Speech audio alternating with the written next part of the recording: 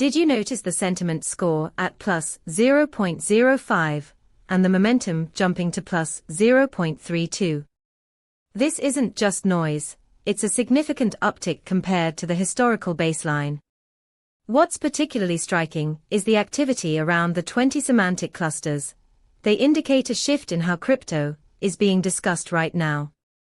With our API, you receive a comprehensive analysis of sentiment and momentum, allowing you to gauge public perception and market activity in real time.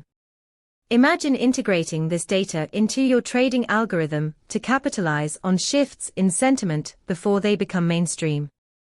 This could be a game changer for your strategy.